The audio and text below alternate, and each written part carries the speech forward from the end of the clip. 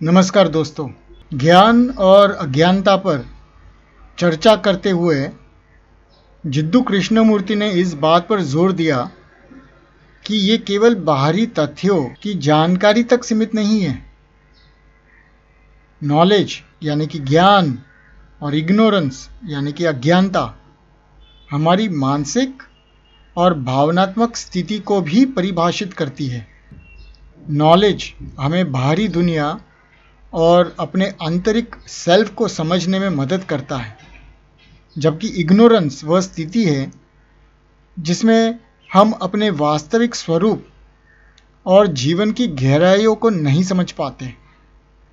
इस तरह कृष्णमूर्ति नॉलेज और इग्नोरेंस को एक मानसिक और भावनात्मक पहलू से देखते हैं, न कि केवल इंटेलेक्चुअल जानकारी के रूप में। समझते हैं nature and limits of knowledge, यानी कि ज्ञान की प्रकृति और उसकी सीमाएं। कृष्णमूर्ति का मानना है कि नॉलेज केवल फैक्ट्स और इंफॉर्मेशन का संग्रह नहीं है। यह आंतरिक समझ, इनर अंडरस्टैंडिंग और जागरूकता का एक रूप है। उदाहरण के लिए, एक व्यक्ति जो बाहर की दुनिया के बारे में बहुत कुछ जानता है लेकिन अपने इनर सेल्फ को नहीं समझता, वह सच्चे अर्थ में ज्ञानी नहीं हो सकता। नॉलेज की अपनी सीमाएं होती हैं, क्योंकि यह समय और अनुभव के आधार पर बदलता रहता है। हम अक्सर नॉलेज को फैक्ट्स और इंफॉर्मेशन तक सीमित कर देते हैं, लेकिन जब हम इस नॉलेज को लाइफ की डीपर मीनिंग में लागू करने की कोशिश करते हैं तो हमें इसकी लिमिटेशंस समझ में आती हैं। एक उदाहरण के तौर पर, कोई किताबी नॉलेज, बुकिश नॉलेज हमें यह नहीं सिखा सकता कि रिलेशनशिप में कंपैशन या एम्पैथी कैसे महसूस किया जाए। नॉलेज फैक्ट्स और कॉन्टेक्ट्स के साथ बाउंड होता है और हर स्थिति में लागू नहीं हो सकता। कृष्णमूर्ति कहते हैं, जब हम नॉलेज को सिर्फ बाहरी फैक्ट्स और इंफॉर्मेशन तक सीमित कर देते हैं, तब हम उसकी डीपर रियलिटी और एसेंस को नहीं समझ पाते। अब समझते हैं नेचर ऑफ इग्नोरेंस, अज्ञानता का स्वरूप। इग्नोरेंस, अज्ञानता, केवल नॉलेज की कमी नहीं है, बल्कि यह एक मानसिक स्थिति है। यह हमारी प्री कॉन्सेप्शंस, बायसेस और मेंटल बाउंड्रीज के कारण उत्पन्न होती है।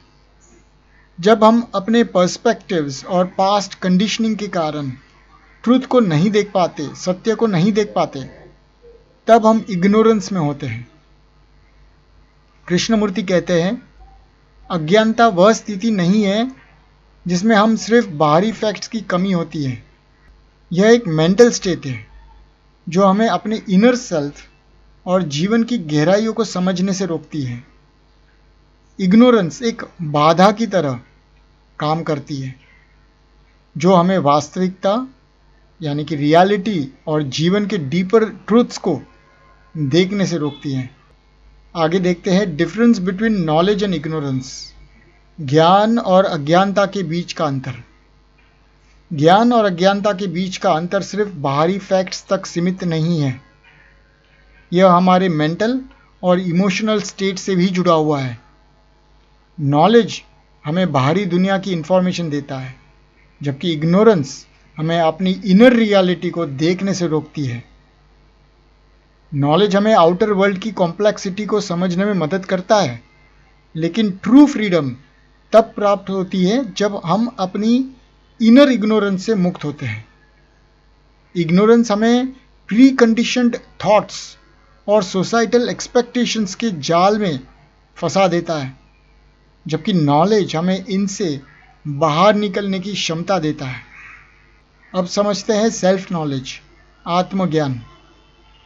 सेल्फ नॉलेज या आत्मज्ञान वह अंडरस्टैंडिंग है जो हमें हमारे खुद के अस्तित्व और आंतरिक स्थिति, इनर स्टेट को जानने में मदद करती है।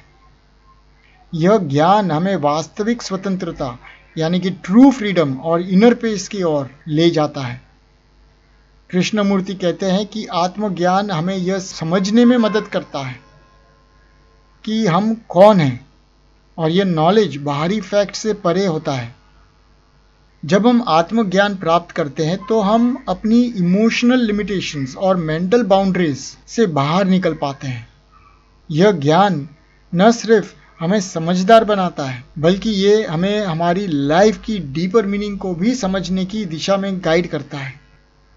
आत्मज्ञान प्राप्त करने का अर्थ है कि हम अपने अंदर की गहराइयों को समझें और अपने वास्तविक स्वरूप ट्रू नेचर को जानें। सही दृष्टिकोण यानी कि right attitude towards knowledge. Krishnamurti का कहना है कि नॉलेज को एक साधन, एक टूल के रूप में देखना चाहिए, ना कि एक फाइनल ट्रूथ के रूप में।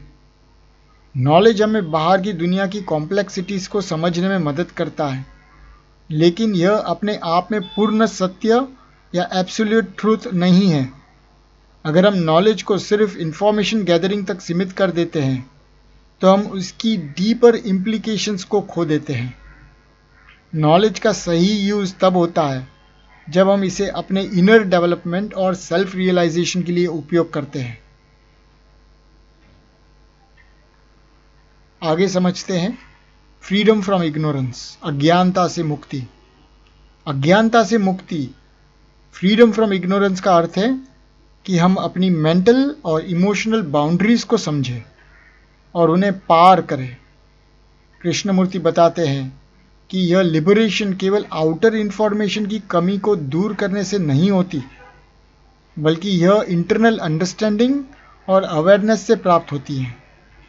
जब हम अपनी परसेप्शंस, बायसेस और फिक्स्ड आइडियाज़ को समझते हैं और उन्हें चुनौती देते हैं, तब हम अपनी मेंटल चेन्स से मुक्त हो सकते हैं। आत्मविश्लेषण, सेल्फ एनालिसिस।